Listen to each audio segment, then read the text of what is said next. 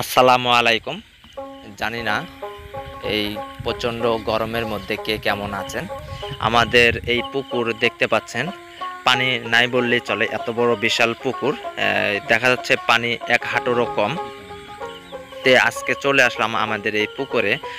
এই পুকুরে অনেক মাছ আছে, মোটামুটি 1 কেজি ওজনের বড় মাছ আছে। সেই মাছগুলোকে রক্ষা করার জন্য মূলত আজকে পুকুরে আসলাম। যে আমি পানির মধ্যে নামছি, এই পানিতেই 1 হাঁটুর বেশিরভাগ ভেড়, আর পানির পরিমাণ খুব কম। প্রচণ্ড যখন রোদ ওঠে তখন এই পানিগুলো উত্তাপ বেড়ে যায়, এর ফলে অনেক মাছ মারাও যায়। এর আগেও মারা গিয়েছিল, 2-1টা ধরে নিয়ে গেছি।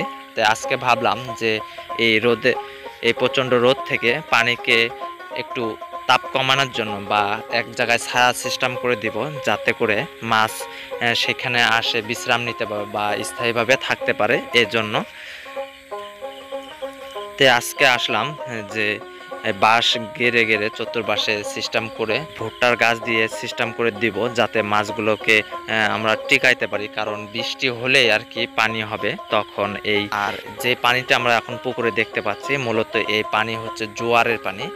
আর পাশেই একটা সেচ দেওয়ার জন্য মোটর আছে, যার ফলে যে মোটরের পানি উঠলে এই পুকুরের পানি কমে যায়। বিভিন্ন জায়গায় হালকা পাতলা বৃষ্টি হয়েছে, আমাদের এখানে কোনো বৃষ্টি হয়নি, যার ফলে এই অবস্থা। যখন রোদ উঠে এই পানিগুলো উত্তাপ হতে থাকে, সকাল থেকে বিকাল পর্যন্ত পানিটা প্রচুর গরম হয়ে থাকে, যার কারণে আমাদের মাছগুলো টিকে রাখার জন্য এই ব্যবস্থা করতেছি।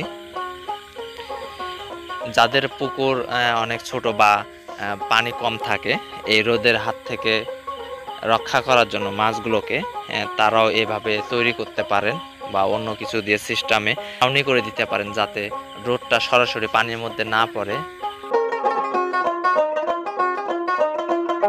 অনেকেই বলতে পারেন যে মোটর বা মেশিন দিয়ে পানি দিলে বৃদ্ধি করতে পারেন। আমি আগে বললাম যে এটা হলো জোয়ারের পানি, যে মেশিন বা মোটর দিয়ে পানি দিলেও দেখা যাবে 2-3 ঘন্টার পরেই আবার শুকিয়ে যায়। কারণ এর আগের বছরও আমরা এইভাবে দিছিলাম। পানি দেওয়ার ফলেও অনেক সময় গ্যাস সৃষ্টি হয়, গ্যাস সৃষ্টি হওয়ার পরে মাছগুলো মারা যায়। এই জন্য এবার আর সেই পানি দেওয়ার কোনো ব্যবস্থা করি নেই।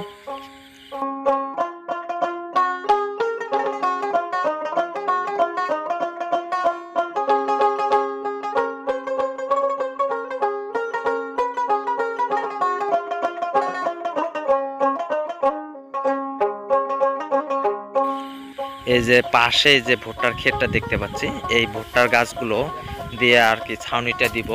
ভুট্টার গাছ ভুট্টা ভাঙছে সবাই, এই জন্য এই গাছগুলো নিয়ে দিব।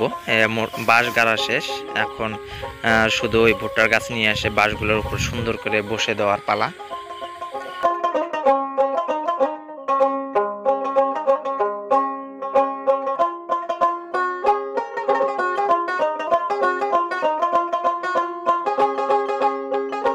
আপনারা চাইলেই কিন্তু আপনাদের পুকুরে এইরকম রোদের মধ্যে থাকলে, যেখানে পানি থাকে না বা পানি কম হয়, তারাও এই সিস্টেম করে দিতে পারেন।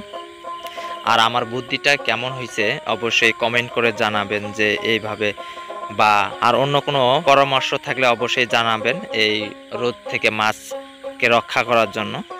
আর প্রচুর ভেড় হওয়ার কারণে ভেড় উঠা দিব, যে তার আগে ভাবলাম যে এইভাবে ছাউনি দিয়ে রাখি।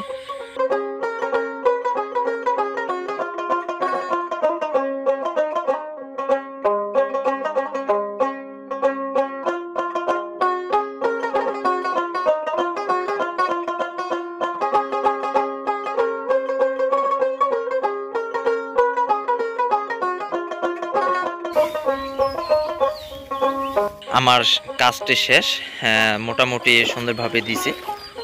দেখা যাবে হালকা রোদ পড়তেছে সাইড দিয়ে, আর যে ছাউনিটা দিলাম এর নিচে তেমনটা রোদ নাই। আশা করা যাবে এই জায়গার পানিগুলো একটু ঠান্ডা থাকবে, মাছগুলো এখানে স্থায়ীভাবে এসে বসতে পারবে।